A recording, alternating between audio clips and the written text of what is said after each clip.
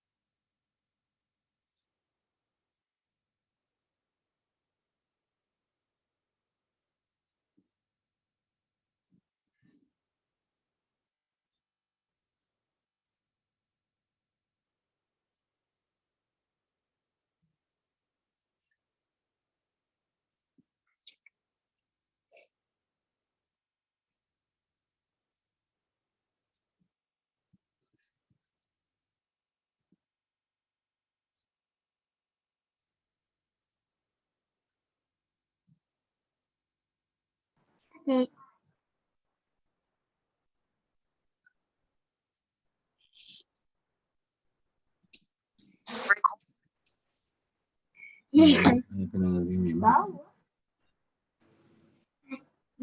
punya. Assalamualaikum Ustaz.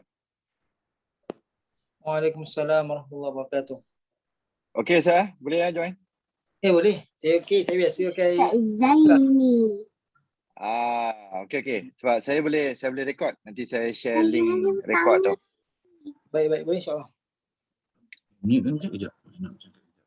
Sebab saya risau takut yang lain tak okey. Takut Ustaz pun tak okey Zoom tu yang macam sebelum ni tak cadangkan tu. Saya okey. Zoom tak ada masalah. Sebelum ni ada kat pakai Zoom. Saya punya Zoom ni memang saya boleh record. Dia memang Premium bayar. saya memang bayar. So memang selalu kan guna untuk rekod semua ni kan. Kalau selalu guna baloi bayar kan. Betul. Berapa dolar sebulan? Tak salah saya ada $29. $39. Kalau dalam ringgit setiap bulan saya bayar dalam RM63 macam tu sebulan. Okey, RM63.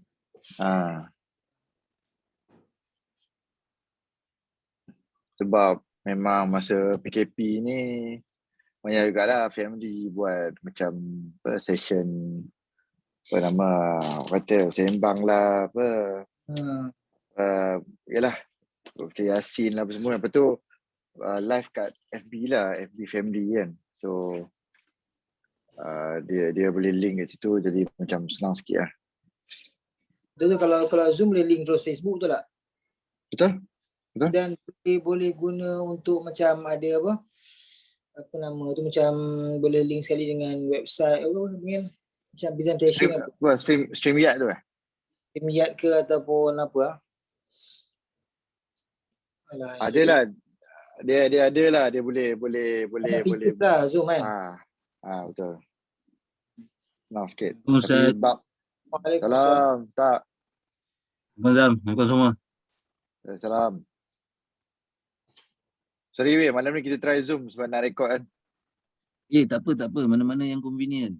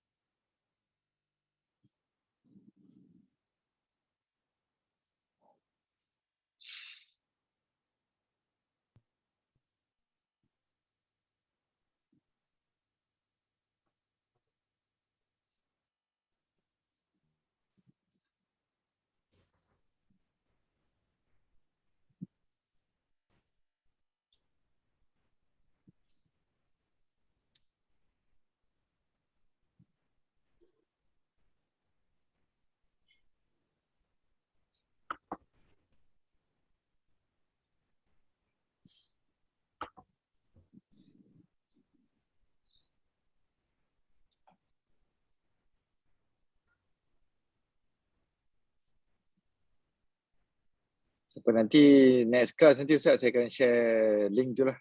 Boleh. Kalau ni tu boleh, tak masalah. Tengok kalau yang lain semua boleh masuk tak ada masalah. Saya okey je. Betul lah. Saya pun nak tengok agak recording dia macam mana. Kalau dia punya cloud recording tu okey, at least boleh lah sambung guna Zoom ni.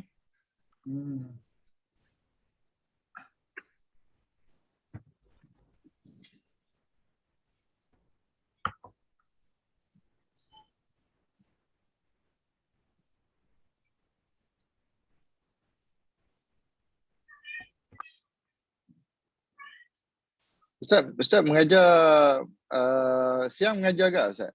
Mengajar dekat mana-mana? Siang ada juga tapi tak banyak lah. Ah, Banyak tapi sejak COVID itu saya stop lah.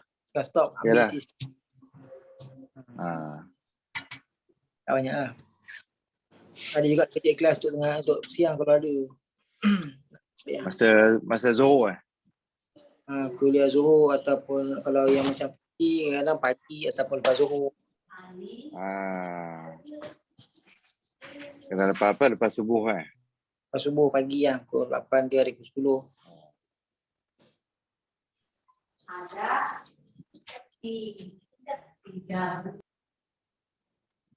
Memang apa?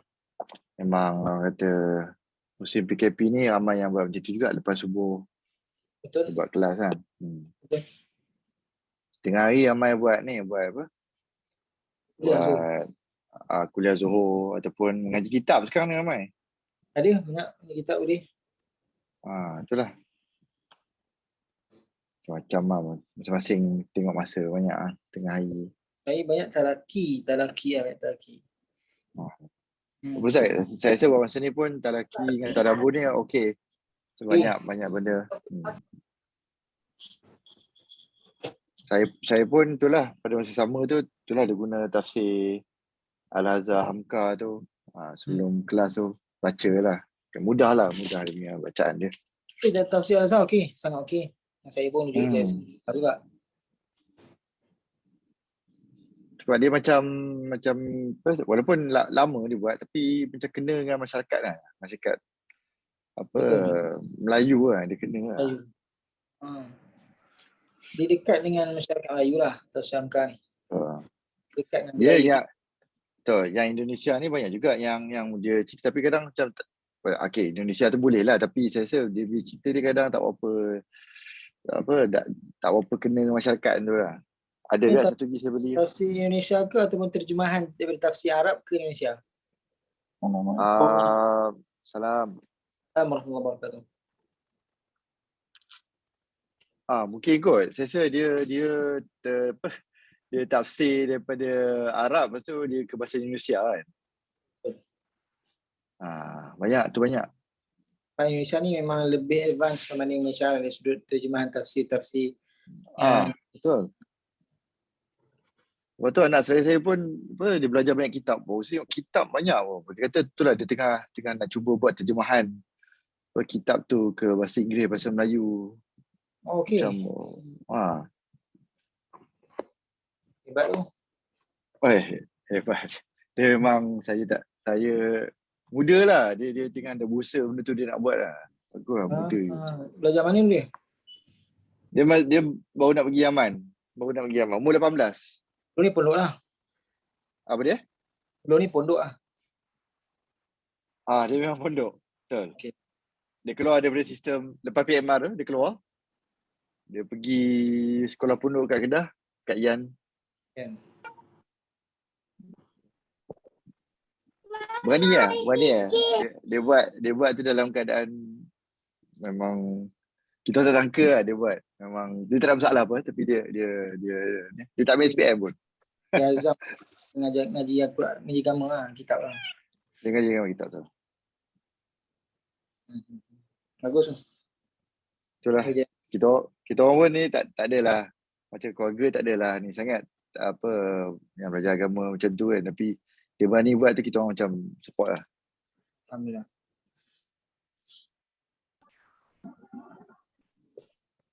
Okay Ustaz, nak mula ke? InsyaAllah kita mula dulu. A'udzubillahi minasyaitonirrajim. Bismillahirrahmanirrahim. Assalamualaikum warahmatullahi ta'ala wabarakatuh. Waalaikumsalam. Waalaikumsalam warahmatullahi ta'ala wabarakatuh. Alhamdulillah rabbil alamin wassalatu wassalamu ala asyrafil anbiya'i wal mursalin wa ala alihi wa ashabihi wa man tabi'ahum bi ihsanin ila yaumiddin. سبحانك لا علم لنا إلا ما علمتنا إنك أنت العليم الحكيم ولا حول ولا قوة إلا بالله العلي العظيم أما بعد قال الله تعالى في كتابه العظيم بعد أعوذ بالله من الشيطان الرجيم بسم الله الرحمن الرحيم ألهاكم التكاثر hatta zurtumul maqabir. Sadaqallahul azim. Baik, tuan-tuan, sahabat-sahabat rahmat Allah Subhanahu wa taala, alhamdulillah pada malam ini Allah memberikan kita kesempatan, Allah memberikan kita ruang, Allah mempertemukan kita secara maya untuk sama-sama kita berdiskusi, untuk sama-sama kita membacakan ayat suci Al-Quran dan sama-sama kita akan mentadabbur, untuk sama-sama kita berkongsi faedah pengajaran daripada surah yang kita akan bacakan malam ini insya-Allah. Kita menyambung daripada surah yang minggu lepas. Kita dah selesai surah Al-Fil, 10 surah yang terakhir sebenarnya kita dah selesai dah. Kita bincangkan dan kita bacakan. Jadi mudah-mudahan 10 surah yang kita bincangkan sebelum ni, tuan-tuan yang ada nota tu bolehlah susun nota dengan baik supaya boleh buat ulang kaji. Atau bila perlu nanti untuk kita rujuk, boleh rujuk kembali nota. Saya juga buat nota sebenarnya. Jadi saya harapkan juga tuan-tuan boleh kemaskan nota, susun nota mengikut surah-surah yang kita dah belajar. Mudah-mudahan nanti nak rujuk, boleh tengok balik nota yang kita buat. Baik, insyaAllah kita sambung surah yang 104. Surah Al-Humazah. Okay, surah Al-Humazah. Baik, insyaAllah pada malam ni seperti biasa kita baca talaqi dulu surah Al-Humazah. Kita baca bersama-sama, saya baca dulu. Kemudian tuan-tuan ikut. Muka surat Al-Humazah surat 601, betul? Al-Humazah surah yang ke-104 muka surat 601. Jadi saya minta tuan-tuan sama-sama yang ada mushaf boleh mushaf ataupun boleh rujuk kepada handphone atau aplikasi handphone tuan-tuan insya-Allah. Baik, sama-sama kita tengok. Bismillahirrahmanirrahim. Bismillahirrahmanirrahim. Bismillahirrahmanirrahim. Wailul likulli humazatil lumazah. Wailul likulli humazatil lumazah. Sekali lagi, jelaskan lam yang ada sabdu. Wailul likul. Okey. Apa sebab itu dipanggil dengan idgham bila masuk, idgham masuk dengan satu pintu ke dalam huruf lam yang ada tanda sabdu tu. Kita baca wailul. Kita jelaskan. Sekali lagi, wailul likulli humazatil lumazah. Wailul likulli humazatil lumazah. Tengok ayat yang kedua. Alladhi jama'a malan wa'addadah. Alladhi jama'a malan wa'addadah. Baik, kalimah malau dekat situ dengung dengan memasukkan tanwin ke dalam huruf waw, namanya idgham ma'al gunnah, masuk bersamanya dengung. Idgham masuk ma'a dengan al-gunnah dengung. Malau ketika menyebut huruf lam terus masuk huruf waw dengan memuncungkan bibir. Malau dengung tu ada ketika muncung bibir. Sekali lagi. Alladhi jama'a malan wa'addadah. Alladhi jama'a malan wa'addadah. Baik. Sambung. Yahsabu anna malahu akhladah. Yahsabu anna malahu akhladah. Baik, perhatikan yahsabu anna malahu akhladah. Bukan a, dia a. Pastikan huruf hamzah tu disebut dengan a. Sebab apa? Sebab selepas tu dia kha yang tebal. Jangan kita tebalkan hamzah dengan a, dengan oh.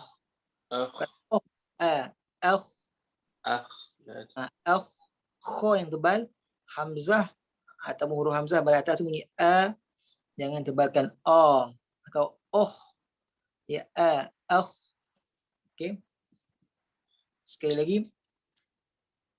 Yahsabu anna ma lahu akhladah. يحسب أن ماله أخلده Baik. Kalla لينبذن في الحطمة. كلا لينبذن في الحطمة Lagi. Kalla ini ada iqlab. Kita sebut iqlab ni tanda mim kecil yang ekor panjang ni namanya mana pun dijumpa dan baca dengan huruf mim. Tekan dengan mim kecil. Itu tak boleh ditekan dengan kuat, letak sedikit saja. Ataupun tidak rapat sangat. Kalla la yunbadhanna fil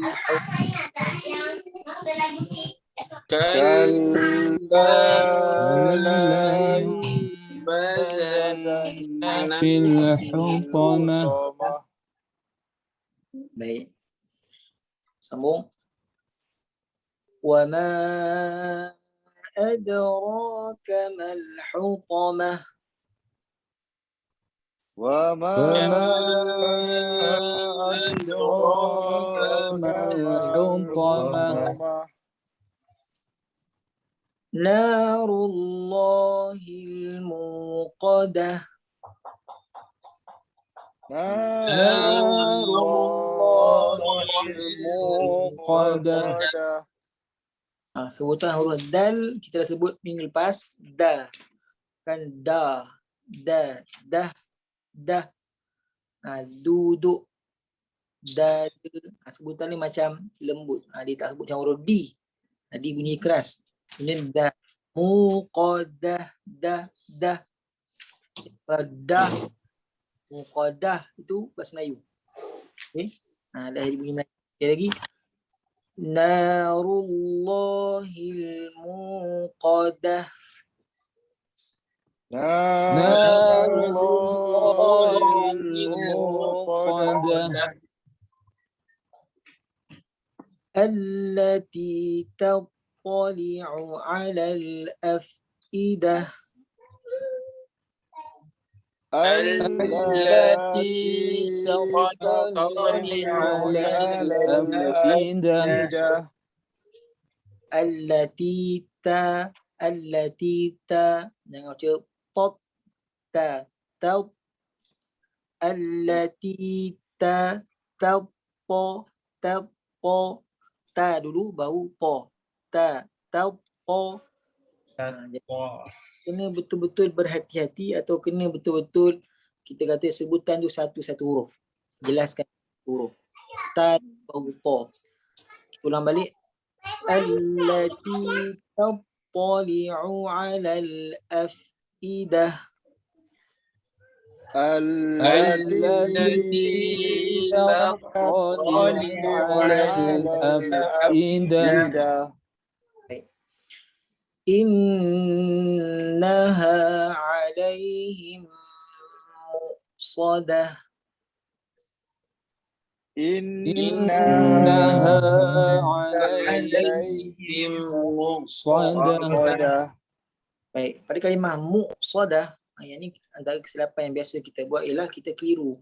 Nak sebut hamzah ke, nak sebut kaf ke, nak sebut ke, bukan mu, bukan letak dekat lidah, bukan muk, letak dekat pangkal kerongkong. Mu, dia tahan di sini. Mu, ba, dia bukan bak, itu huruf kaf. Okey, bunyi ni ialah mu, bukan muk, bukan mu. Okey, kena hati-hati situ. Sekali lagi. Innaha 'alaihim muqsadah. إنها عليهم مؤصدة. Fi 'amadin mumaddadah. في عمد ممددة ممددة ممددة.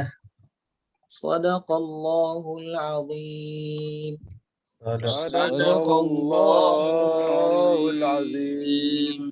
Baik, kalau kita perhatikan dalam surah ni banyak huruf dal di ujung tu, dan kalau kita perhatikan ritma ujung pada surah Al-Humazah ni semuanya diakhiri dengan huruf ta. Okey, diakhiri dengan huruf ta marbutah ataupun diakhiri dengan huruf ha. Itu ialah kita kata kesenian dalam bacaan Quran. Baik, dalam surah ni ada huruf dal yang kita dah bincangkan minggu lepas. Minggu lepas kita baca huruf dal, betul? Dal. Baik, sebutan tu mestilah kita lembutkan. Walaupun dia ada sifat kuat syiddah, tertahan pada makhraj da. Ujung lidah ditekan pada gusi belakang gigi atas yang hampir dengan gigi kita, da. Tempat sama huruf ta dan juga po. Tapi dia bukan tebal, bukan da, bukan juga terlampau nipis, ta. Dia juga ada sifat kuat syiddah, tapi dia tak ada sifat hamas, ta, ta. Tak ada. Yang ada sifat hamas ialah ta, ta. Okey. Po pula ada sifat isti'la. Jadi kena berhati-hati ketika sebut huruf dal. Berhati-hati tu macam mana? Jangan kita melayukan huruf dal sama macam huruf di. Da dengan da. Da dengan da berbeza. Baik. InsyaAllah malam ni kita sambung huruf yang seterusnya iaitu huruf zal. Boleh rujuk dalam nota yang saya berikan. Ustaz, Ustaz, Ya. saya rasa huruf Zai sebab saya rasa minggu lepas tu huruf Zal. Huruf Zai, baik. Baik, kita tengok nota huruf Zai. Nota huruf Zai. Baik. Huruf Zai, baik, di manakah keluarnya huruf Zai? Kalau kita tengok dalam nota tu, huruf Zai keluar pada hujung lidah ditekan pada belakang gigi kacip bawah. Ataupun kita sebut lidah dalam keadaan rata. So dia selari dan sejajar dengan gigi bawah kita. Dia tidak kuat ditekan. Okey. Baik, macam mana tu? Keadaannya ialah lidah kita berada pada belakang gigi kacip bawah. Ni saya tunjuk ni lah. Bukan diangkat tapi ditekan belakang gigi. Zai. Za, za, za. Cuma jangan tekan pada gigi. Za, jangan rapatkan gigi. Z. Jangan kita keluarkan. Sebab apa? Sebab za ni ada sifat namanya ialah safir, berdesir. Seolah-olah bunyi seperti desiran lebah. Ada bunyi z. Okey. Tapi tidak ada ditekan pada gigi. Bukan ditekan pada gigi atas dan gigi bawah, tapi lidah, hujung lidah ditekan pada atau diletakkan pada belakang gigi kacip bawah. Z, z, z. Ni saya tunjuk, saya angkat ni sebab saya tunjuk. Tapi keadaannya z, z, z, za, za. Okey, atau zai, az, az, az. Jadi keadaannya dalam keadaan lidah tu rata, ditekan pada belakang gigi kacip bawah. Baik, kalau saya tengok guru saya buat dulu, dia akan macam seolah-olah melepirkan bibir. Z, z, z. Tapi dia tidak akan rapatkan gigi. Contohnya wattini waz, z, wattini wazzaitun. Okey, itu adalah kedudukan tempat keluar huruf zai. Baik, apa yang huruf yang sama dengan huruf zai? Antaranya ialah huruf sin dan juga huruf sad. Huruf sin dan sad, ketiga-tiga ni tempat keluar sama. Hujung lidah ditekan atau diletakkan di belakang gigi kacip bawah. Bezanya pada sifat. Huruf zai, dia tak ada angin. Macam huruf sin dan huruf sad. Dia bunyi dia pada ditekan pada gigi. Tapi huruf sad ada angin yang keluar. Huruf sin ada angin yang keluar. Zai tak ada. Okey. Dan huruf sad atas sedikit daripada huruf sin. Sebab apa? Sebab dia ada sifat isti'la yang tebal. So. Okey. Dan ketiga-tiga tempat yang keluar yang sama ni, zai, sin dan juga sad ni, dia ada sifat yang sama, namanya ialah safir, desiran. Saya tulis tu dalam nota tu sifat huruf tunggal. Iaitu safir, maksudnya desiran. Z, s. Huruf sin ada s, dia bunyi macam ular. Huruf sad ada bunyi macam siulan burung. Ada bunyi macam siulan. Itu ialah huruf sad. Huruf sin dan huruf zai ada bunyi desiran lebah. Itu kalau kita rujuk dalam kitab tajwid disebut begitu. Baik. Jadi ada bunyi desiran. Contohnya az-zaniyatu waz-zani, az-zaniyatu waz-zani. Berbeza dengan huruf zal. Zal yang keluar hujung lidah bawah gigi kaki atas ni za, kan, huruf zal. Dia tak ada bunyi tak ada bunyi desiran, tak ada tak ada. Contohnya ayat wa iz qa tak boleh baca wa iz dia tidak ada bunyi desiran. Bunyi dia pendek saja, wa iz qa gitu. Tapi berbeza dengan huruf zai, adanya bunyi desiran. Dia zai ini juga jahrun. Kalau tengok dalam nota sebegitu, jahrun maksudnya dia tiada angin. Berbeza dengan sin dan juga sad. Sin ada pula angin, dia bersifat hamas, mengeluarkan nafas ketika menyebut huruf, yang ini tidak mengeluarkan angin atau nafas ketika menyebut huruf. Sad pula ada pula satu sifat namanya isti'ala, terangkat pangkal lidah atau terangkat sebahagian lidah ketika menyebut huruf sad. Tempat yang sama, yang membezakannya adalah sifat dia. Baik, itu ialah sifat bagi huruf zai. Kalau kita tengok dalam surah yang kita baca tadi, tak ada huruf zai kecuali satu, iaitu pada ayat yang pertama. Dia ada dua tempat lah. Humazah, lumazah. Allah sebut wailul likulli humazatil lumazah. Ada ada sedikit macam desiran. Humaza, lumaza, humazatil lumaza. Jadi desiran tu akan dengar sedikit ketika kita menyebutkan zai yang berbaris. Kalau mati ataupun sabdu, lebih kedengaran jelas desiran dia. Kan? Az-zani, az-zani, az-zani. Baik. Kebiasaannya kita akan tekan pada gigi. Dulu pun saya macam tu juga. Tapi lepas kita tahu, jangan biasakan rapat gigi tu, seolah-olah macam tekan pada gigi. Sana. Renggangkan sedikit. Sebab kita nak sebut pada gigi bawah. Dia akan ada sedikit ruang. Jangan kenakan gigi atas dan gigi bawah. Bahkan atau sebaliknya tekan pada hujung lidah belakang gigi kacip bawah. Begitu. Okey. Tapi yang paling utama ketika kita menyebut huruf zai, pastikan kita tidak menyebut huruf selain zai. Maksudnya jangan jadikan huruf zai itu macam huruf zal. Bezakan zal dengan zai. Bezakan tu maksudnya ialah huruf zal tak ada bunyi desiran, zai ada bunyi desiran. Ataupun kita tertukar huruf zai kepada huruf sin. Kita keluarkan hamas atau keluarkan angin, keluarkan nafas ketika menyebut huruf zai. Maka kita akan jadi huruf sin. Assalamualaikum. Ada juga desiran tapi dia tak ada angin. Zai tak ada angin. Okey, jadi kita bezakan, hati-hati ketika menyebut huruf zal dengan huruf zai. Sebab apa? Sebab dalam bahasa Melayu, kita kata dalam Jawi Melayu ataupun dalam bahasa Melayu, bila diterjemahkan daripada bahasa Arab kepada bahasa Melayu, huruf zal dan huruf zai semuanya dieja dengan huruf z. Contohnya Dzul Qaidah, Dzul Hijjah, semuanya dieja dengan z. Jadi kita tak nak bezakan. Nama orang Dzul Kifli, tapi dieja dengan zai, seolah-olah macam zu. Maksudnya pun berbeza. Sedangkan hurufnya ialah zal, bukannya zai. Zakah, zakat, itu ialah zai, bukan zal.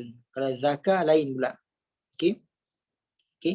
Baik, jadi kita bezakan huruf zai dan juga huruf zal. Jangan kita tertukar dengan huruf yang lain. Baik, wallahu a'lam. Ada soalan?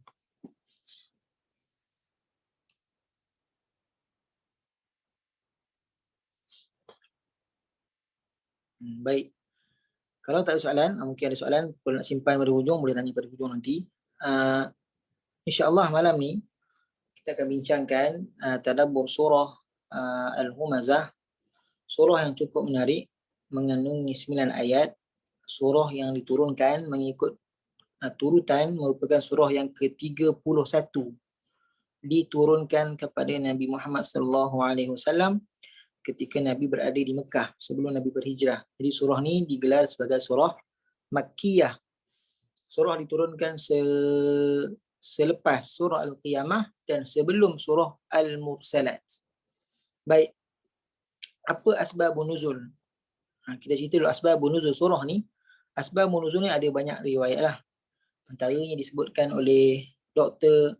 Wahbah Az-Zuhaili, Syekh Wahbah Az-Zuhaili dalam kitabnya Tafsir Al-Munir, disebutkan bahawa seorang pemuka atau pemuda Quraisy ni, pembesar Quraisy ni namanya Walid bin Mughirah, selalu mengejek Nabi. Selalu mengejek Nabi dan mencela Nabi di hadapan muka Nabi SAW dan menceritakan buruk-buruk Nabi ni di belakang Nabi. Walid bin Mughirah siapa? Ayah kepada Khalid Al-Walid. Okey. Ada juga pendapat bahawa menyebutkan Umayyah bin Khalaf, juga pembesar Quraisy yang Umayyah bin Khalaf ni antara disebutkan ialah dia tidak memberikan, dia kaya dan selalu mengejek atau menghina orang miskin. Dia kaya tapi dia selalu mengejek dan juga menghina orang miskin. Itu ialah disebut Umayyah bin Khalaf. Dia bangga dengan kekayaan dia, sampaikan dia mengejek dan menghina orang miskin. Baik, itu antara asbab nuzul surah ni. Maka kalau kita tengok surah ni, dia banyak kaitan dengan surah sebelumnya, surah At-Takatsur dan juga surah Al-Asr. Dan dalam surah ni juga Allah sebutkan yang paling akhir cerita tentang neraka Allah Subhanahu Wa Taala, dan kita akan tengok ada kita kata hyperbola, Allah gunakan balaghah, bersangatan cerita tentang neraka nanti. Baik, kita terus kepada apa istifadah yang saya akan kongsikan, yang kita akan tengok pada malam ni. Yang pertamanya kita ambil daripada nama surah iaitu Humazah. H-U-M-A-Z-A-H. Banyak sikit malam ni. Sebab apa? Sebab ada 9 ayat. Baik, Humazah, H yang pertama ataupun pengajaran yang pertama Allah sebutkan ialah hinaan kepada Humazah dan Lumazah. Baik, H yang pertama tu ialah hinaan Allah kepada pelaku Humazah dan Lumazah. Baik, Allah SWT menyebutkan dalam surah ni dalam ayat pertama, wailul likulli humazatil lumazah. Celakalah pada setiap atau kepada setiap pelaku Humazah dan Lumazah. Baik, apa yang dimaksudkan dengan Humazah dan Lumazah? Kalau tuan-tuan tengok kitab tafsir atau terjemahan, kita cerita terjemahan. Kalau tengok terjemahan, disebutkan kecelakaan bagi tiap-tiap pencaci dan pengeji. Baik. Baik, apa maksud Humazah dan Lumazah yang sebenarnya? Kata Abdullah bin Abbas atau Ibnu Abbas, Humazah ni maksudnya ialah belakang badan. Lumazah ni maksudnya depan muka. Humazah belakang badan, Lumazah maksudnya depan muka. Yang dimaksudkan Humazah maksudnya ialah kita mengumpat orang, ghibah. Kita menceritakan hal orang di belakang dia. Itu yang dimaksudkan dengan Humazah. Tak kira lah sama ada perkara tu benar ataupun tidak benar, fitnah, maka disebutkan dengan Humazah, iaitu belakang badan. Lumazah pula ialah depan muka. Maksudnya ialah kita hina orang, kita keji orang depan muka dia, kita cakap depan-depan. Hari ni kita biasa dengar orang kata, tak apa, tak ngumpat, kita cakap depan-depan. Tapi dalam konteks menghina manusia, depan-depan salah, belakang pun salah. Okay. Sebab itulah kita dalam kebiasaan kita lah, kalau kita jumpa orang, kita akan mentertawakan orang kalau orang tu berkedudukan rendah daripada kita. Kita jumpa dia, apalah kau ni takkan tak tukar kereta lagi, orang semua dah tukar kereta. Kita memalukan dia. Ataupun mungkin kita tidak bercakap. Kita membuat memek muka. Ataupun kita macam menjuirkan bibir. Macam kita menunjukkan satu reaksi yang tidak baik terhadap kelemahan orang tu, atau kekurangan orang tu juga disebutkan sebagai humazah dan juga lumazah. Kata Imam Ibn Kathir, humazah ni maksudnya ialah kata-kata, ungkapan, sama ada depan atau belakang. Lumazah pula ialah perkara yang menyentuh fizikal. Maksudnya kita pukul dia, okay? kita ambil hak dia, itu disebut sebagai lumazah. Jadi wailul likulli humazatil lumazah. Allah memberikan kecelakaan kepada setiap pelaku humazah dan lumazah. Baik, banyak sekali sebenarnya dalam Quran Allah menceritakan tentang keburukan humazah. Iaitu Allah melarang manusia ini daripada menyebut-nyebut keburukan orang lain. Allah sebut dalam surah Al-Hujurat, ya ayyuhalladzina amanu la yaskhar qaumun min qaumin asa an yakunu khairan minhum wala nisa'un min nisa'in asa an yakunna khairan minhun wala talmizu anfusakum wala tanabazu bil alqab. Wahai orang-orang yang beriman, janganlah sekumpulan lelaki menghina sekumpulan yang lain. Mungkin yang kamu hina itu lebih baik daripada kamu. Ataupun sekumpulan wanita menghina wanita yang lain, kumpulan wanita yang lain, mungkin juga kumpulan wanita itu lebih baik daripada kumpulan kamu. Kemudian wala talmizu anfusakum, dan janganlah kamu suka mencela diri kamu. Wala talmizu anfusakum wala tanabazu bil alqab, dan jangan kamu panggil dengan gelaran yang buruk. Bab gelaran ni hari ni memang famous. Dulu zaman asrama, saya tak tahulah, mungkin di sekolah saya pun sama juga berlaku, walaupun sekolah tahfiz. Mungkin di sekolah tuan-tuan sikit, wallahu ta'ala alam. Tapi kita panggil dia mungkin dengan rupa paras, mungkin dengan sifat dia. Kalau dia botak, panggil botak. Kalau dia gemuk, panggil bob. Sama ada dia suka atau tak suka. Allah tak sebut dia suka atau tak suka, tapi kita gelarkan dengan kekurangan orang tu. Maka Allah larang wala tanabazu bil alqab. Sebab apa? Sebab Allah menggunakan kalimah wailun. Celakalah. Celakalah, wailun ni membawa maksud kecelakaan yang berterusan. Allah menggunakan kalimah mufrad. Allah menggunakan kalimah isim nakirah, isim nakirah yang merujuk kepada berterusan kecelakaan yang Allah berikan kepada al-humazah dan lumazah. Baik, kalau tuan-tuan perasan, dalam Quran ni kalimah wailun ni disebut banyak kali sebenarnya. Tapi 10 kali disebut dalam surah Al-Mursalat. Surah yang terakhir dalam juzuk yang ke-29. Wal mursalati urfa fal asifati asfa. Surah terakhir dalam juzuk yang ke-29. Okey, Allah sebut wailun. Tapi di awal surah Allah sebut 2 kali. 2 kali waktu bila dalam surah Al-Humazah yang kita bincangkan ni. Yang keduanya kita akan jumpa dalam surah Al-Mutaffifin. Al-Mutaffifin, Allah sebut wailul lil mutaffifin, awal surah. Bila Allah mulakan kecelakaan di awal surah ni, maksudnya apa? Allah sangatlah marah dan Allah sangatlah kecewa terhadap pelaku Al-Humazah, Al-Lumazah, dan juga dalam surah Al-Mutaffifin, orang yang mengurangkan timbangan, orang yang berniaga tapi culas terhadap timbangan. Baik. Maka Allah sebut wailul lil mutaffifin, dan ini adalah janji Allah Subhanahu wa taala, likulli wailul likulli humazatil lumazah. Allah kata celaka pada setiap, maksudnya tiada terkecuali, al-humazah, wailul likulli humazatil lumazah, pada pencaci dan juga pencela. Baik, kalimah al-humazah dan lumazah ni dia daripada wazan fu'ala. Tapi Allah sebut bukan humazah, Allah sebut humazah. Kalimah asalnya ialah humazah. Kenapa ditambah dengan ta, humazah, lumazah? Sebab dia berkali-kali ataupun perbuatan mencaci, menghina orang, menjatuhkan orang dibuat dah sebati dengan diri dia. Samalah juga macam kita berdiri. Hari kiamat nanti kita akan berdiri di padang mahsyar. Namanya ialah yaumul qiyamah. Asalnya ialah qiyam, berdiri. Semua akan berdiri. Sebelum bertemu dengan Allah SWT di padang mahsyar, semuanya akan berdiri. Tapi namanya qiyamah ditambah dengan ta, sebab apa? Sebab kita akan lama berdiri. Lama kita berdiri sebelum kita dihisab dan bertemu Allah Subhanahu Wa Taala. Okey. Jadi wailul likulli humazatil lumazah, orang yang dah sebati dalam diri dia, suka mencaci orang, suka menghina orang. Baik, dan kita tengok penyakit ni kena kat siapa sebenarnya? Sifat humazah dan lumazah ni kena pada siapa? Sifatnya kena pada allazi jama'a malan wa addadah,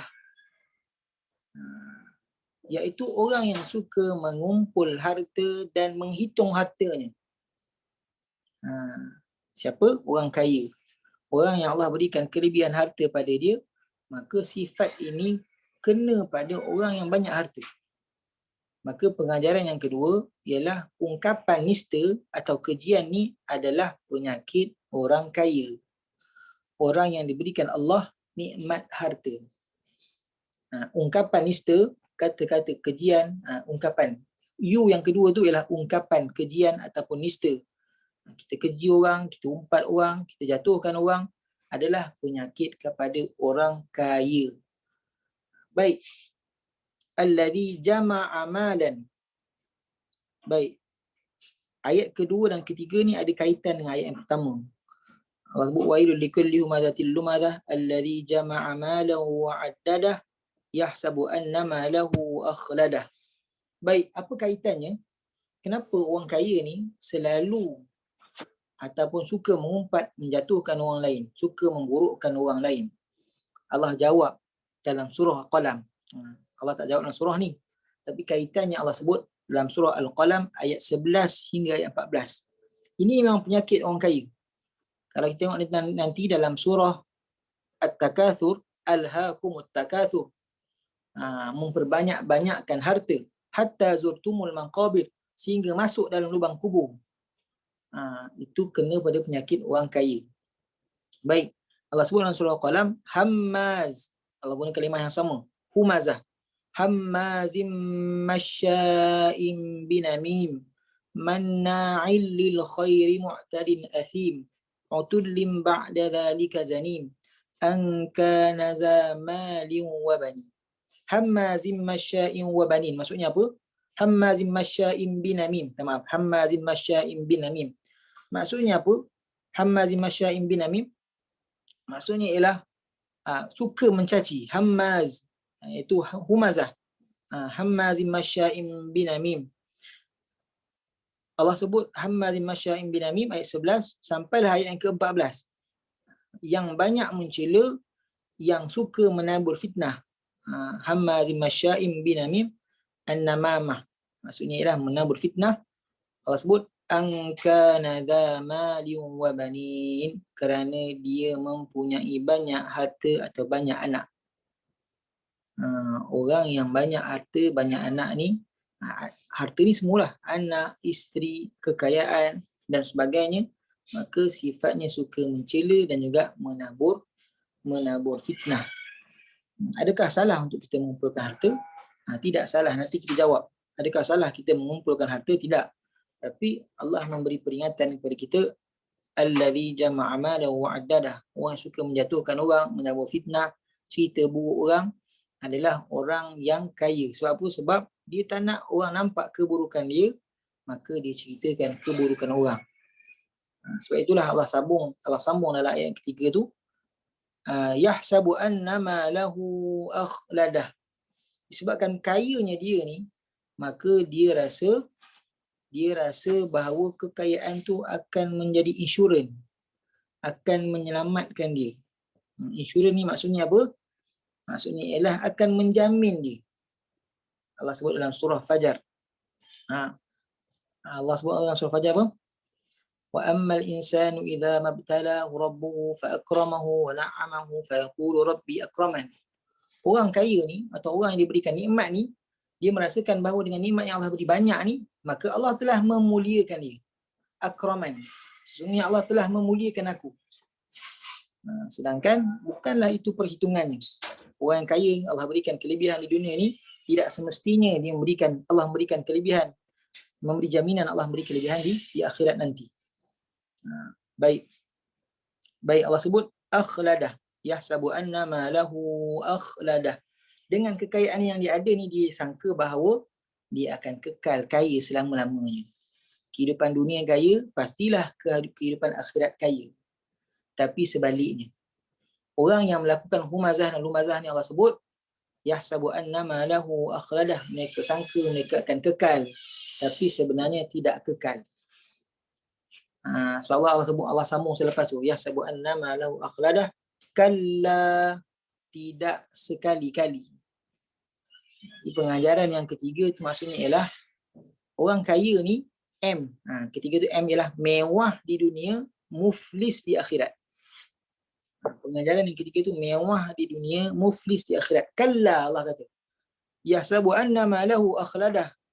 Akhladah tu maksudnya ialah kekal. Allah pernah rakam kalimah akhladah ni. Kita tengok kalau kita baca dalam ayat Quran, khalidina fiha abada. Khalada maksudnya ialah kekal. Khalidina fiha abada, mereka ni orang beriman kekal dalam syurga selama-lamanya. Ada pun Allah sebut dalam surah cerita tentang Nabi Hud, cerita tentang Nabi Hud alaihissalam dengan kaum Ad yang mereka mengukir bangunan-bangunan daripada gunung ganang, dari bukit-bukit. Wa tattakhiduna masani'a la'allakum takhludun. Mereka kamu buat bangunan yang tinggi-tinggi ini, kamu mengukir bukit jadi bangunan ni, kamu menyangka kamu akan kekal. Maka Allah jawab dalam surah yang sama tadi yang kita baca tadi, yahsabu annama lahu akhladah, maka Allah sebut kalla, tidak sekali-kali. Mereka ni kaya dunia, golongan ni suka mencaci orang, suka menghina orang, mereka rasa kaya. Tapi Allah kata kalla. Baik, kita perhatikan sebelum tu saya terlupa, yahsabu annama lahu akhladah. Kalau perhatikan dalam surah ni, Allah sebut kalimah malan, harta ni dalam bentuk mufrad, singular. Malahu, malau, bukan amwal. Amwal tu jamak, plural. Amwal ni maksudnya banyak harta lah. Malan, harta. Tapi Allah menghinakan golongan humazah dan lumazah yang menghasilkan mereka banyak harta ni sebenarnya sedikit. Allah menggunakan singular. Isim mufrad, satu. Malan. Sebab apa? Sebab mereka menyangka mereka banyak harta. Tapi Allah menghinakan yang Allah sebut malan, harta yang sedikit. Memang dunia ni harta yang sedikit jika dibandingkan dengan akhirat. Banyak sekali Allah sebut perbandingan dunia dan juga akhirat. Kan Allah sebut illa qalila, kecuali sedikit je harta dunia, kecuali sedikit sahaja kalau dibandingkan dengan akhirat. Baik. Maka pengajaran yang ketiga tadi, mewah dunia, muflis akhirat. Baik. Jadi kalau kita tengok, yang ni sebenarnya tiga yang pertama tadi, HUM tadi, Allah dah sebutkan tentang penyakit-penyakit.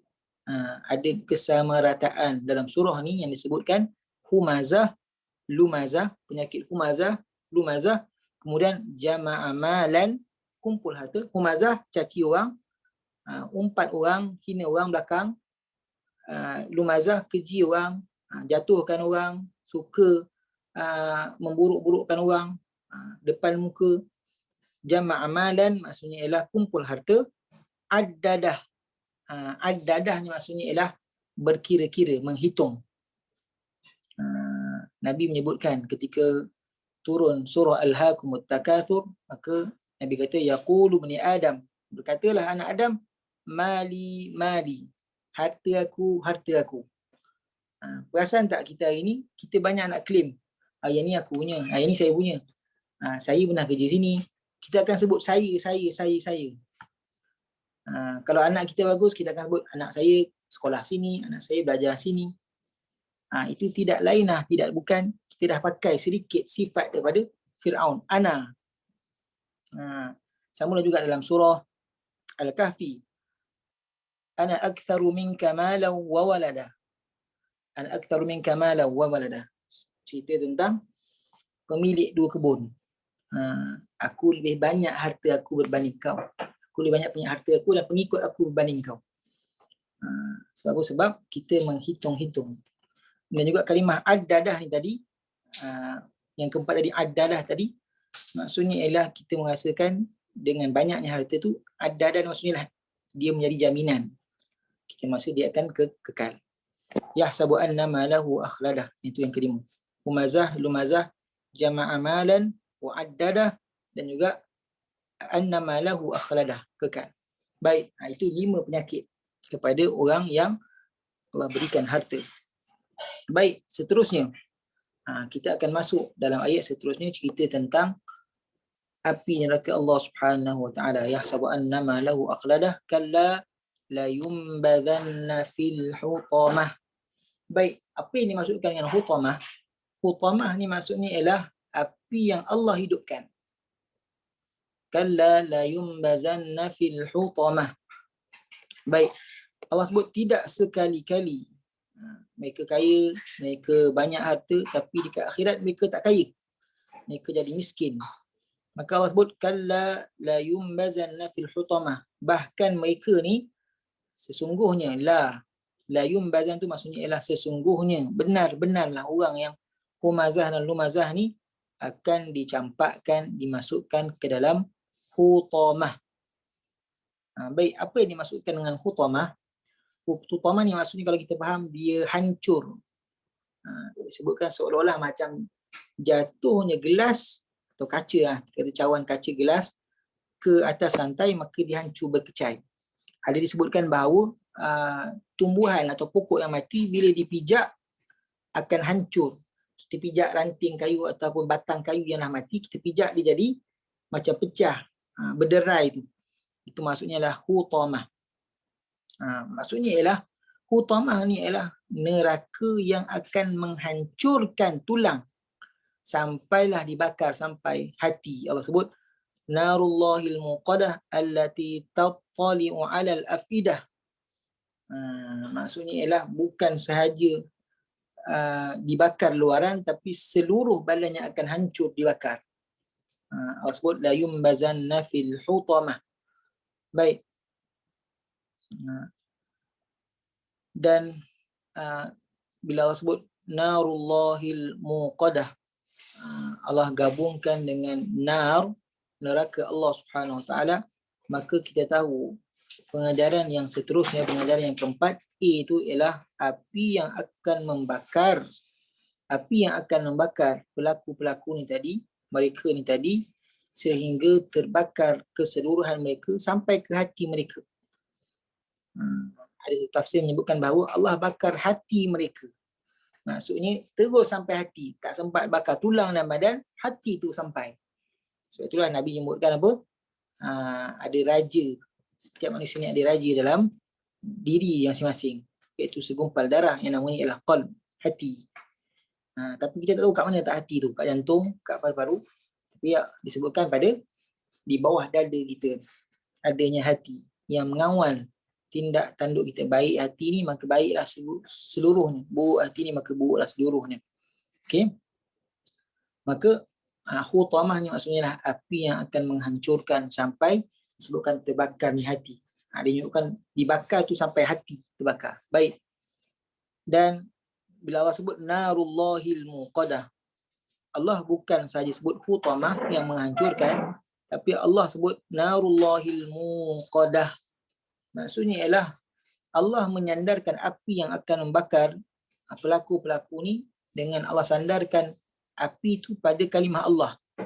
Baik. Bila Allah sandarkan neraka tu pada kalimah Allah, narullah.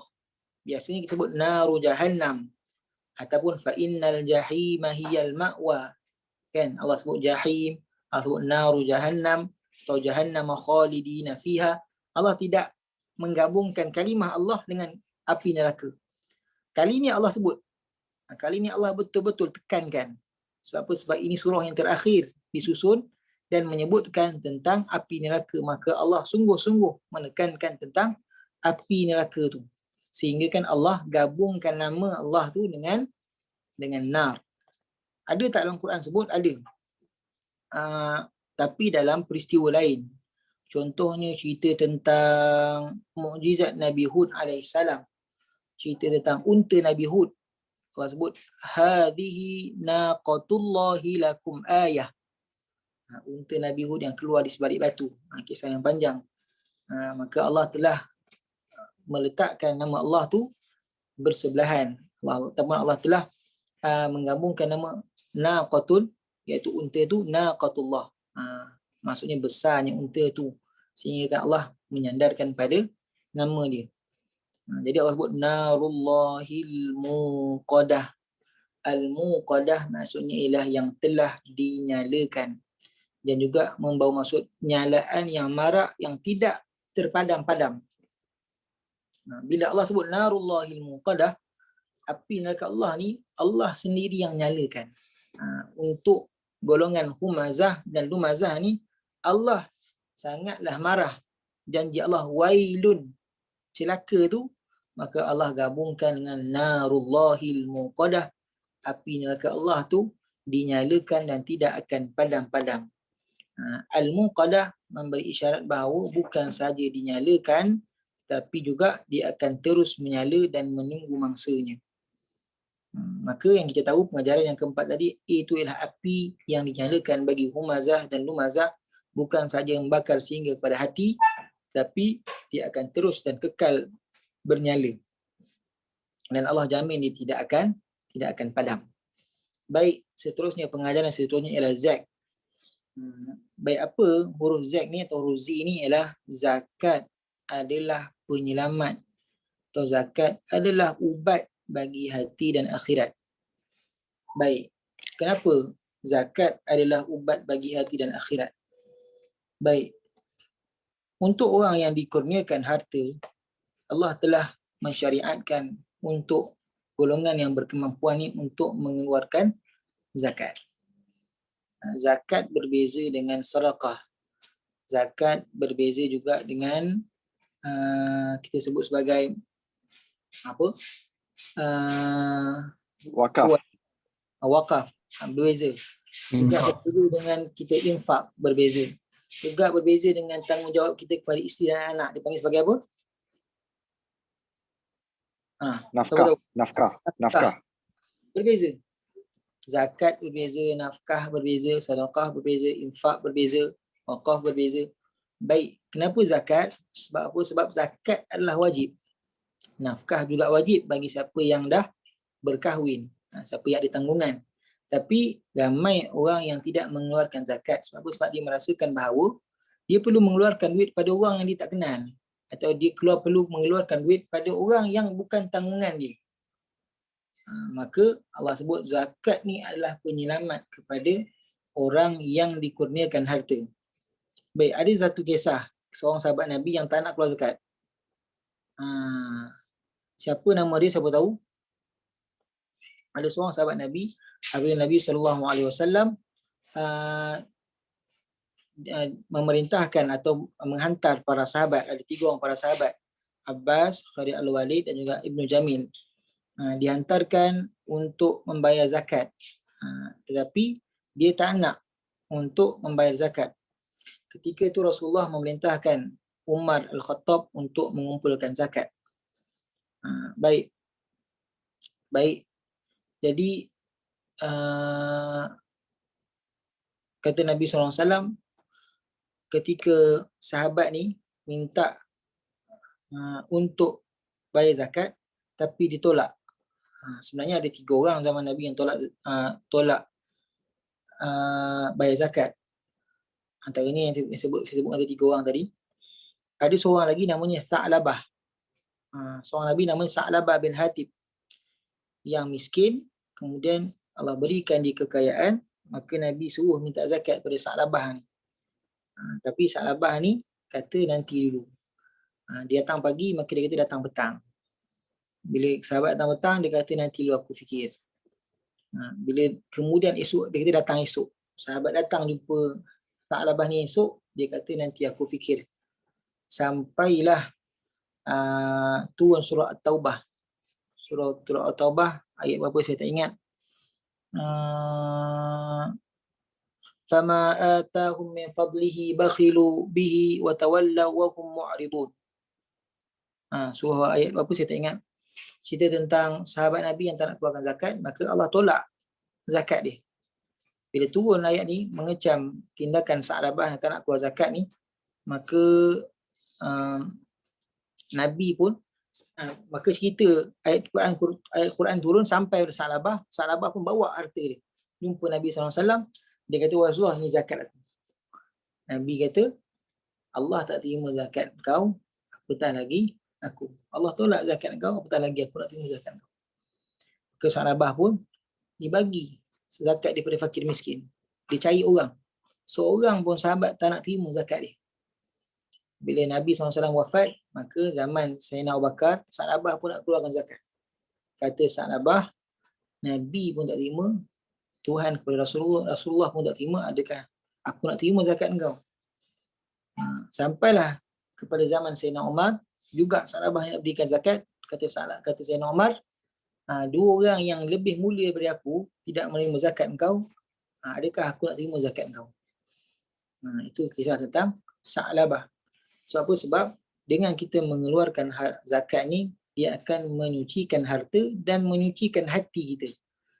Kalau tuan-tuan masih ingat, ketika tuan-tuan keluarkan zakat fitrah, apa doa yang Amir bacakan tu? Dia kata apa? Semoga apa yang kamu keluarkan ini menyucikan hati kamu, dan semoga apa yang kamu keluarkan ini menjadi penyucian terhadap hati kamu. Apa yang kita keluarkan ni, penyucian pada harta dan penyucian pada hati kita. Jadi pengajaran yang kelima ialah zakat menyelamatkan hati kita dan juga akhirat kita. Baik, zakat ni banyaklah. Tuan-tuan nilailah sendiri. Kalau mampu zakat perniagaan, zakat harta, zakat simpanan, zakat emas, zakat ternakan, zakat pertanian. Tuan-tuan nilai. Baik, kalau ada soalan tentang zakat, nanti tuan-tuan tanya. Sebab saya ambil zakat.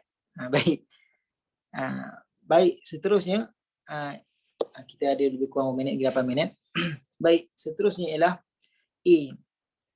A ialah azab yang Allah kurniakan ni tiada harapan untuk keluar. Baik, dekat mana Allah sebut dalam ayat ni bahawa azab ni tak ada harapan untuk orang keluar. Maksudnya Allah sediakan azab ni, maka tak ada orang boleh keluar. Allah sebut sebenarnya, Narullahil muqadah allati tattali'u 'alal afidah innaha 'alaihim muqsadah.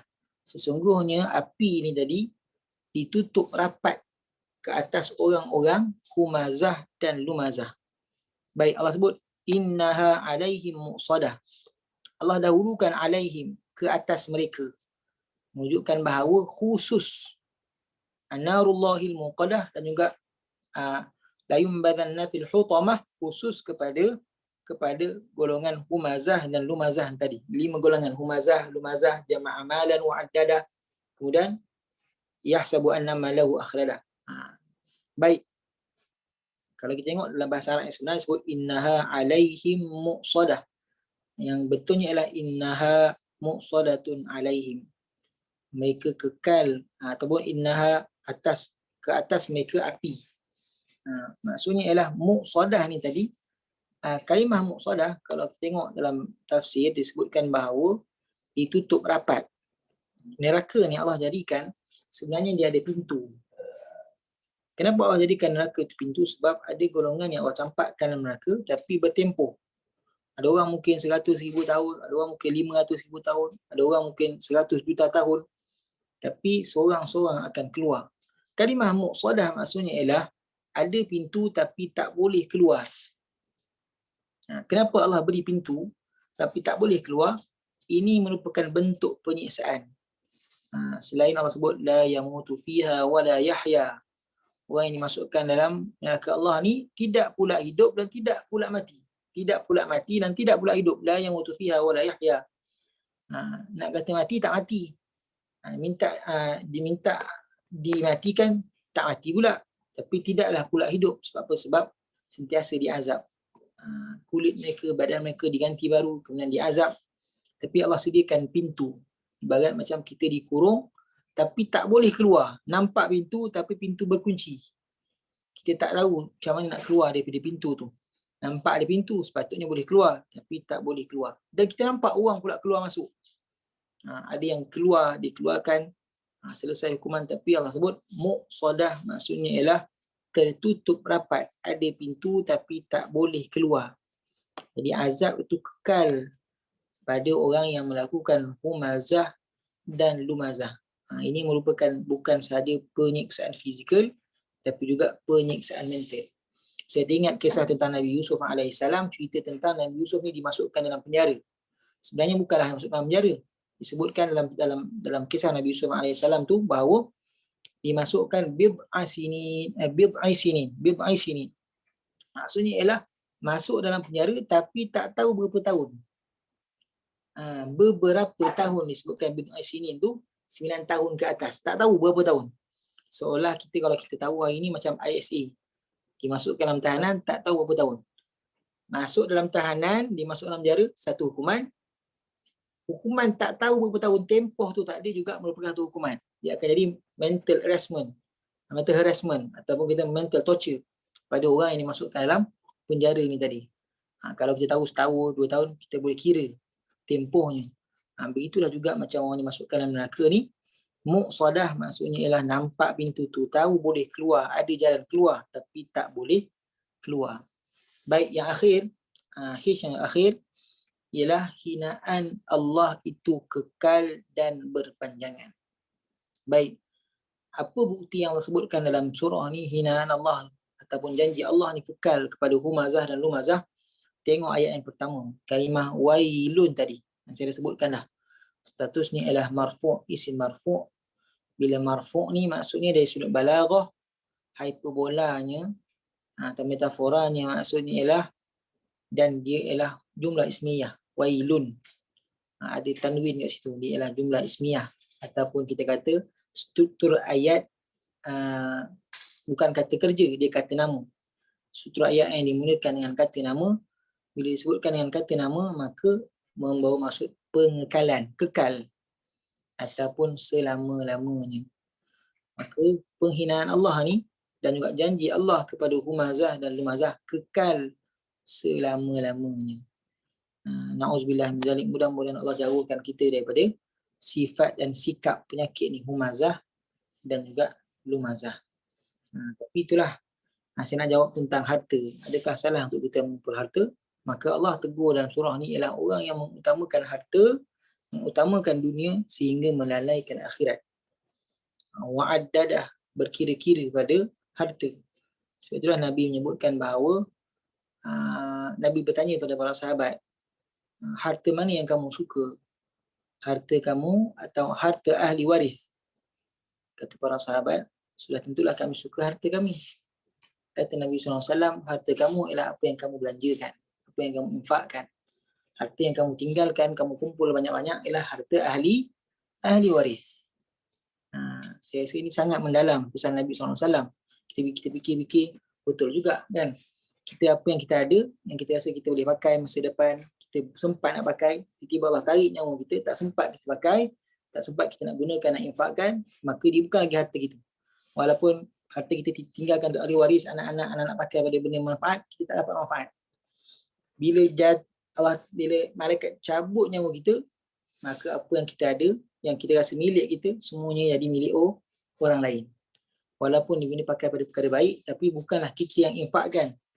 Dia jadi harta ahli waris. Maka kalau ahli waris, anak-anak, isteri yang gunakan, maka kebaikannya pada mereka, kita tak dapat apa-apa lagi. Baik, wallahu ta'ala a'lam soalan. Ustaz, macam surah Humazah ni, bila dia kata dibakar tu, adakah macam kalau neraka lain ataupun azab-azab lain tu, macam kalau potong tangan dia akan potong berulang kali. Adakah dia bakar ni bukan dia bakar berulang kali? Maksudnya dia bakar sampai hati tu, atau sekali lagi dijadikan semula dibakar lagi? Ya, begitulah dibakar. Maksudnya dibakar berulang kali. Itulah Allah sebut la yamutu fiha wa la yahya. Balasan di dalam api neraka ni bukan kita rasa kita ni hidup atau kita ni mati, tapi diseksa berulang-ulang kali. Tak tahu nak kata hidup ke, tak tahu nak kata mati ke. Tapi Allah sebut dalam surah apa saya tak ingat. Allah sebut bahawa kenapa bila dibakar ni kita rasa sakit. Allah sebut Allah bakar tu bermula daripada kulit. Allah sebut Allah bakar tu bermula daripada kulit. Fi juludihim. Allah bakar pada dalam kulit kita. Kenapa dalam kulit kita? Sebab kulit kita ni ada reseptor yang rasa sakit ni sebenarnya adalah kita punya senses. Maka bila dibakar tu rasa sakit. Maka dibakar daripada atas sampai ke dalam, kemudian dihidupkan balik atau dikembalikan balik tubuh kita, dibakar lagi. Berulang kali. Baik, ada soalan lain?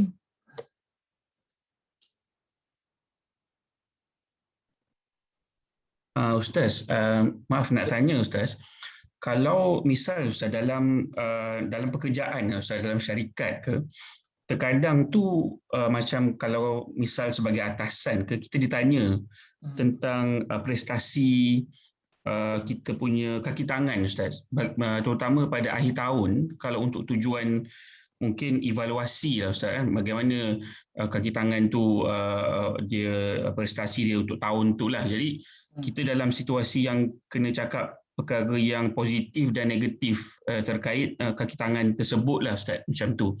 Jadi dalam situasi macam ni, boleh tak Ustaz bagi macam panduan atau pedoman sikit Ustaz, macam mana kita pada satu sisi nak ikut peraturan syarikat tu, sebab ini memang termaktub dah setiap tahun harus dilakukan, dan pada sisi yang satu lagi kita tak mau risiko yang tergolong dalam humazah atau lumazah yang Ustaz terangkan tadi Ustaz. Itu saja Ustaz. Syukran. Baik, terima kasih atas soalan. Baik, dari sudut kita mengevaluasi ataupun memberikan pandangan sebenar pada suatu perkara yang ada kebaikannya. Contohnya, ni saya bagi contoh dari konteks. Contoh, kita ada masalah rumah tangga. Kemudian kita dipanggil hakim, contohnya kita nak minta fasah, ada yang minta cerai dan sebagainya, maka kita perlu bagi tahu sebab-sebab tu yang berlaku. So kita akan ceritakan keburukan suami kita, mungkin keburukan isteri kita dengan niat untuk menambah baik atau dengan niat untuk mempertahankan diri kita. Contohnya suami tu pukul dan sebagainya, kita tak nak cerita buruk tu, tapi disebabkan ada faktor untuk kebaikan, maka kita boleh cerita. Maksud kita tahu kenapa kita minta fasal dan sebagainya, contohnya, maka dibenarkan dalam Islam. Begitu juga dalam konteks kerja. Kita cerita ni adalah untuk menambah baik sistem syarikat, menambah baik kita kata company, dan juga menambah baik pekerja-pekerja sediada, supaya dia tahu tahap dia kat mana dan kat mana kita boleh bantu dia untuk baik. Maka tak salah untuk kita bagi tahu. Tapi bukan kita bagi tahu untuk mengaibkan dia, memalukan dia. Kita cerita tu pada konteks untuk menambah baik. Tapi habis situ lah, jangan cerita kat luar pula. Baik, wallahualam. Kalau memburukkan nak menang undi boleh Ustaz? Macam Kalau memburukkan sebab nak menang undi boleh Ustaz? Baik. Apa sahaja yang memburukkan sebenarnya? Kalau kita tengok hari ni umum lah, bukan sekadar undi dan sebagainya, penarian dan sebagainya. Kadang-kadang kita jual barang pun, kita nak sebut barang kita baik, kita condemn barang orang lain. Kita jual produk, kita nak sebut barang kita baik, tapi kita tak sebut barang kita baik, kita condemn barang orang lain. Barang ni tak bagus, barang ni tak bagus, ni tak bagus. Kita tak sebut barang kita baik, tapi nak sebutkan barang kita baik, kita condemn barang orang lain. Itu contoh lah, wallahualam. Assalamualaikum Ustaz. Assalamualaikum. Safri ni. Baik, tuan Hafiz. Ustaz ni, saya nak ni kita berbalik kepada surah Al-Fil tu. Sebenarnya soalan ni datang dari anak saya. Tapi saya rasa ya dia tanya sendirilah Ustaz. Silakan. Assalamualaikum Ustaz Ihsan. Assalamualaikum Uncle. Dalam surah Al-Fil, boleh saya tahu apa jadi dengan gereja yang dibina oleh Abraha? Masih wujud sampai sekarang? Terima kasih Ustaz. Baik, soalan yang baik. Siapa yang tanya nama ni? Safaras. Siapa? Safaras. Safaras. Baik, Safaras. Baik, saya jawab insya-Allah. Baik, kalau kita tengok gereja Abraha ni kan, adakah masih wujud gereja Abraha? Baik, kalau kita tengok masih ada tinggalan. Hari ni gereja tu dah tak dipakai, tapi peninggalan tentera Abraha ni masih lagi ada. Masih lagi ada. Kalau kita tengok tempatnya di mana, di Yaman, masih ada lagi bukti-bukti gereja yang tinggal. Siapa masih ingat lagi apa nama gereja yang saya sebutkan itu? Al-Qalis ke apa Ustaz? Apa nama dia? Qulais. Kullais. Kullais. Cuba tuan-tuan tengok, kalau tuan-tuan boleh Google dan sebagainya, tinggalan kullais. Maka tuan-tuan akan tengok ada tinggalan kullais tu. Tapi adakah dipakai? Tidak dipakai. Namanya kalau tengok, namanya ialah Al-Qalis Church. Al-Qalis Church di Sana'a. Okey. Iaitu masih lagi ada tapi dah tidak dipakai. Wallahu a'lam. Terima kasih Ustaz. Assalamualaikum. Assalamualaikum. Ada soalan lain? Ustaz ni saya Amin ni sini tanyaan ni. Jadi surah Al-Humazah ni mengikut penerangan Ustaz tadi, memang surah yang sangat-sangat mengerikan lah, menakutkan kan untuk kita ni, dan saya rasa kita dekat semua dekat sini rasanya kita ni tak terlepas lah daripada sifat-sifat ni, sama ada sengaja ataupun tidak, kan, sama ada di depan ke, di belakang ke, online ke, lagi-lagi dengan mudahnya benda-benda yang kita boleh buat. Kadang-kadang kita nak kelakar je kan, tapi kita dah memperli orang. Contohlah ya, contoh. Jadi yelah, kita ni semua dah 40 tahun apa semua ni kan, mungkin ada yang insaf dan sebagainya, yang kita nak cuba membersihkan diri lah, membersihkan hati dan cuba untuk mengelakkan daripada sifat-sifat ni lah, dan masuk dalam golongan-golongan ni ya Ustaz. Jadi apakah cara-cara yang kita boleh buat untuk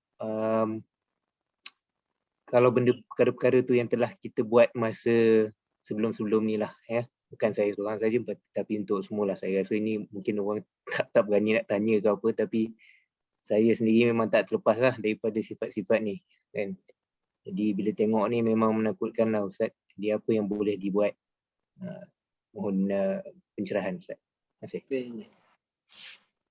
Baik, bila tanya soalan tu pun kena kat saya juga kan. Sebab kita ni namanya manusia kan. Kita ada kadang-kadang mungkin tak cakap kat mulut, tapi lintas kat hati. Kadang-kadang tak cakap kat hati, tapi terlihat, terpancar di wajah kita kan, di muka kita. Baik, pertamanya ialah kita kena minta ampun. Kita minta istighfar kepada Allah SWT. Sebab apa? Sebab itu ialah pengampunan. Kita mohon ampun daripada Allah SWT. Yang keduanya mestilah kita minta ampun pada orang yang kita umpat atau kita caci tu. Kalau dia masih hidup, kita mesti minta maaf pada dia. Minta maaf lah kalau aku pernah sebut buruk kau, cerita buruk kau. Kan? Mungkin kita masa tu kita marah. Atau mungkin ketika seronok-seronok, kita tanya dia, aku panggil kau macam ni, kau marah tak? Nampak macam orang tu gelak-gelak, tapi dalam hati dia tak tahu. Maka kita tanya dia, kalau tak suka, beritahu. Minta maaf, tak panggil lah. Kalau dia kata tak apa, tak masalah. Tapi macam mana pun kita kena clear dengan orang yang kita caci dan kita hina nanti. Sebab nanti inilah golongan yang Nabi sebut nanti muflis. Kan? Kita caci orang, hina orang, nanti apa kebaikan kita akan dipindahkan pada orang tu. Selagi kita tak mohon maaf pada orang tu, maka kebaikan kita akan dipindahkan pada orang tu, ganti kepada cacian dan hinaan kita. Kalau kita dah habis kebaikan, maka akan dipindahkan pula keburukan ataupun dosa orang tu pada kita. Kita pula menanggung dosa orang tu.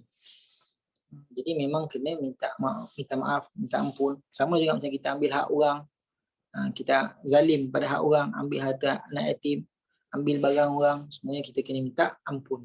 Kalau tak nanti akan dibayar di akhirat nanti. Baik, Wallahualam. Okey, terima kasih Ustaz. Baik, kalau ada nak minta maaf sekarang. Mungkin dengan kawan yang minta maaf nak terasa sini. Baik, insyaAllah kita berhentilah insyaAllah.